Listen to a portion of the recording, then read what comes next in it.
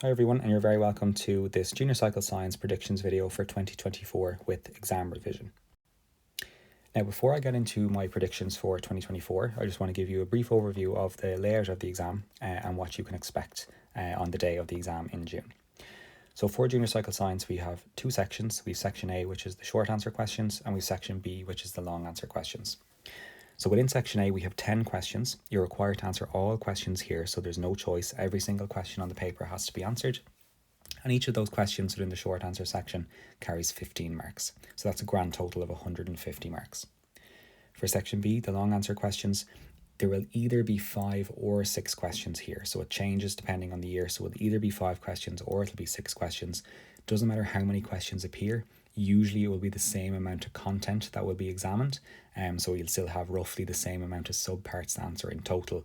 And you will be required to answer all questions here. Okay, so you will have adequate time to finish the exam, even if there are 6 questions here and not 5. The examiners will be fully aware of that to make sure that you have enough time. So for these questions here, they will either be 30 marks or they will be 45 marks. So it'll be some combination of 30s and 45s. This will give you a grand total of 210 marks. So in total, your short answer questions will account for 42% of your final grade, and your long answer questions will account for 58% of your final grade. Total marks available on the paper being 360.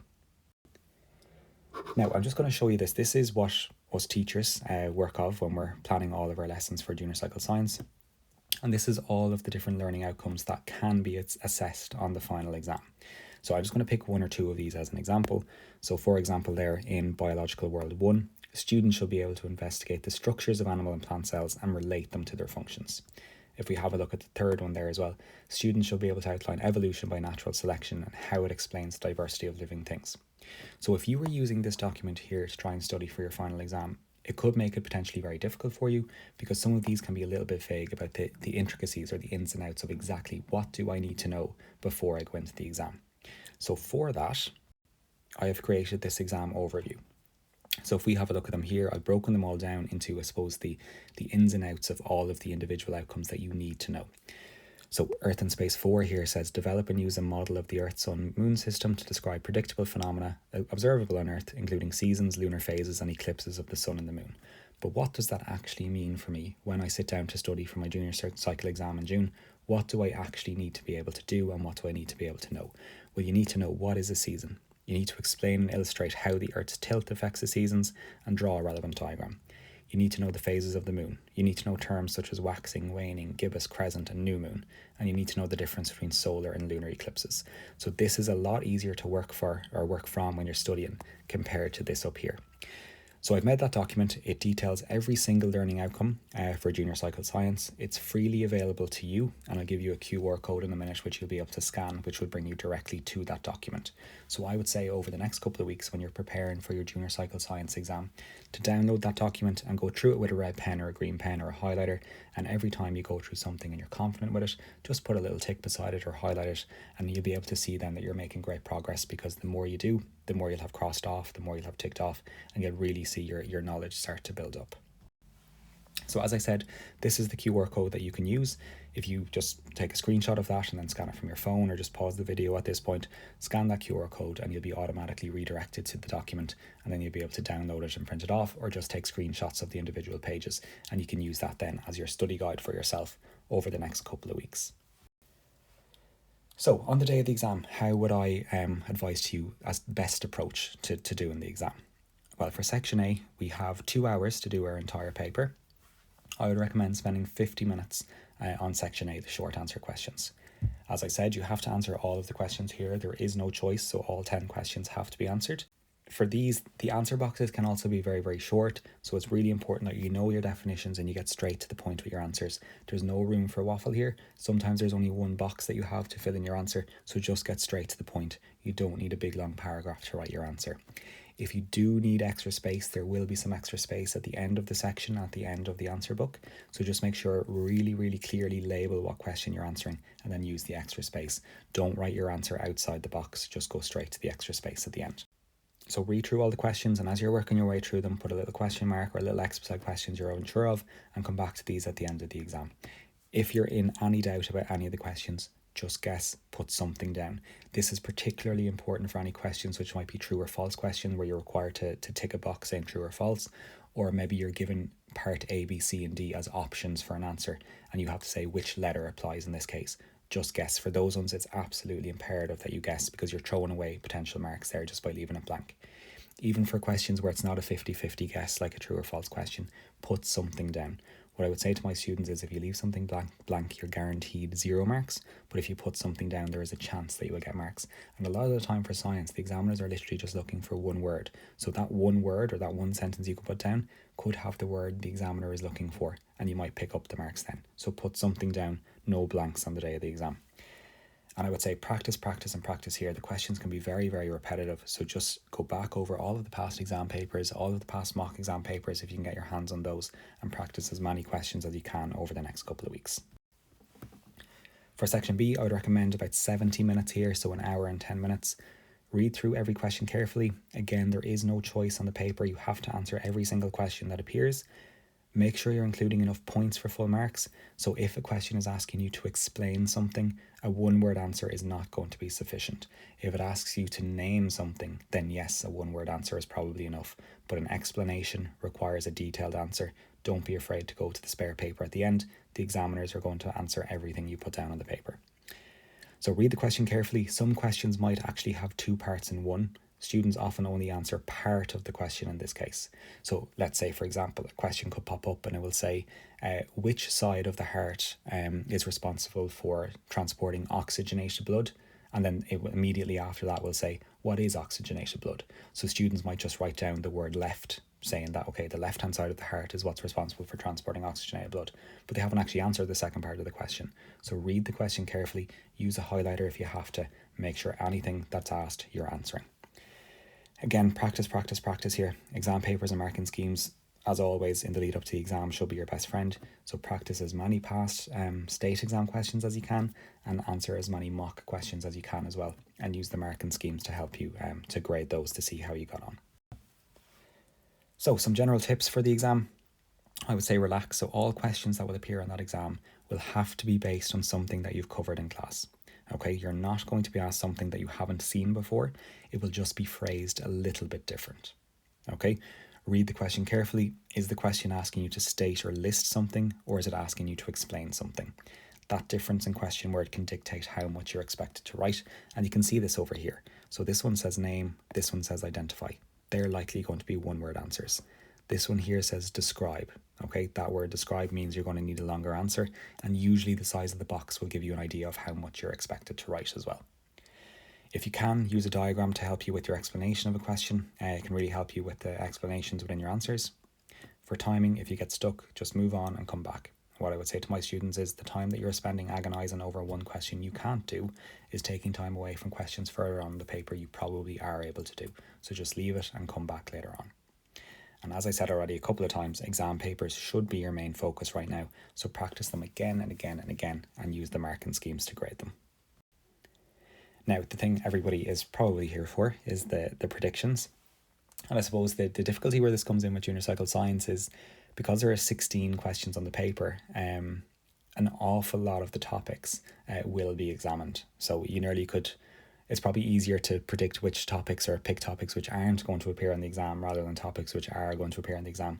But these would be the ones I would recommend as being the most important over the next couple of weeks when you're doing your study. So the first couple of questions on the short answer questions usually come up around measurement and the structure and functions of animal and plant cells.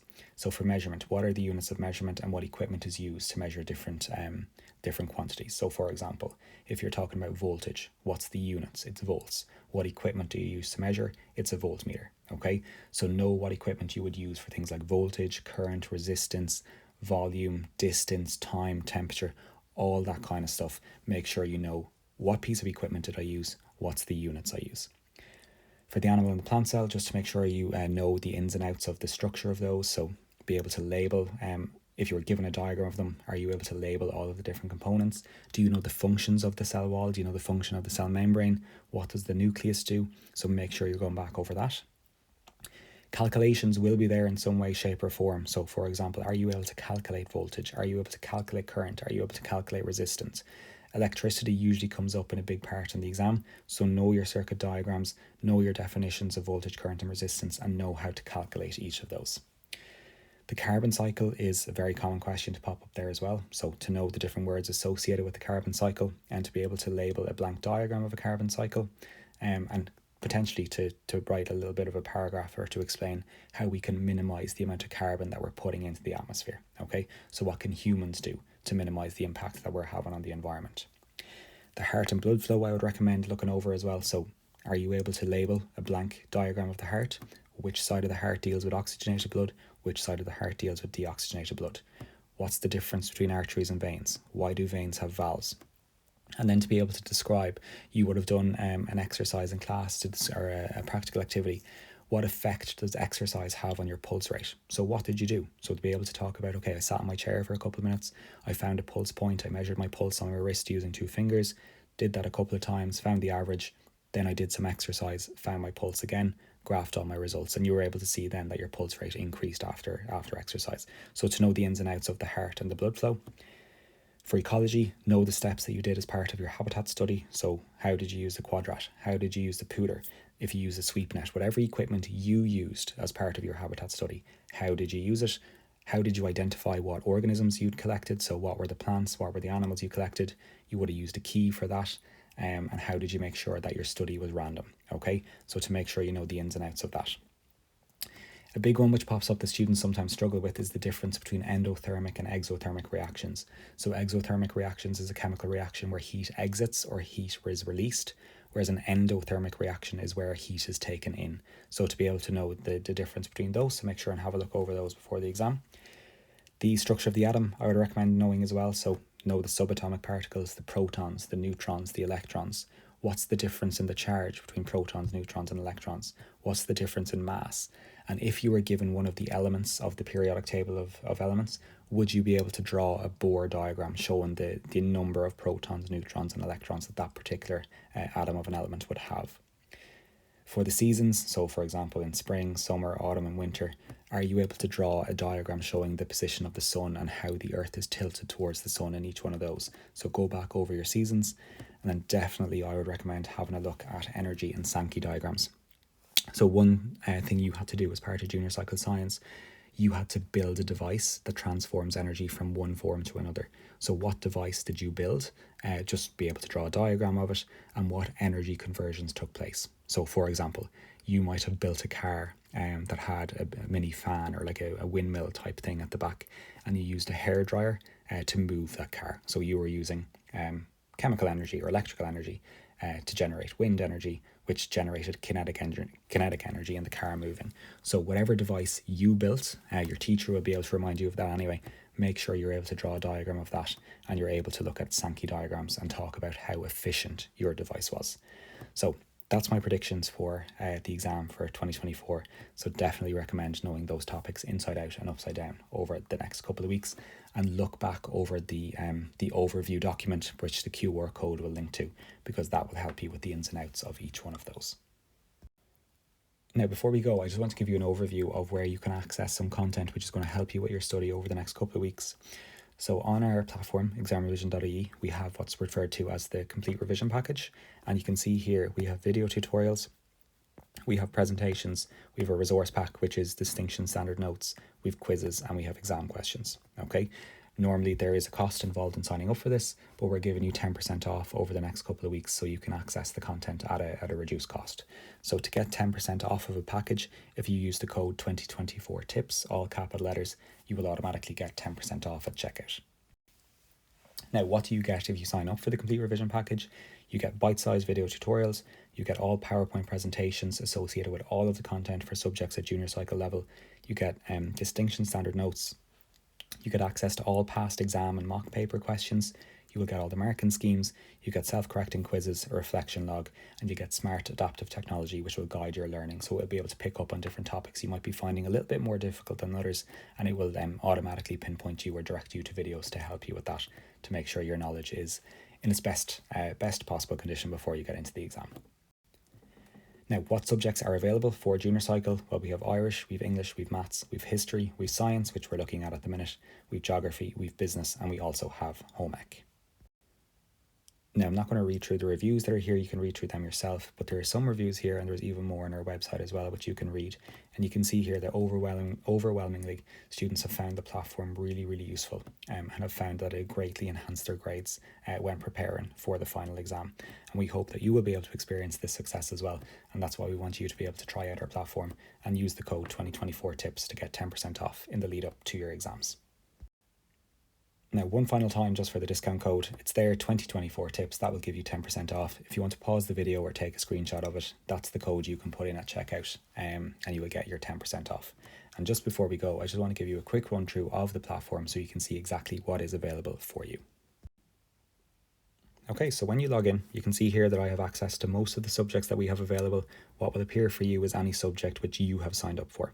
So I'm going to go down here to science. You can see that I have access to the complete revision package. I'll pop in there, and you'll see here we have biological world, we have earth and space, we have physical world, and we have chemical world there as well.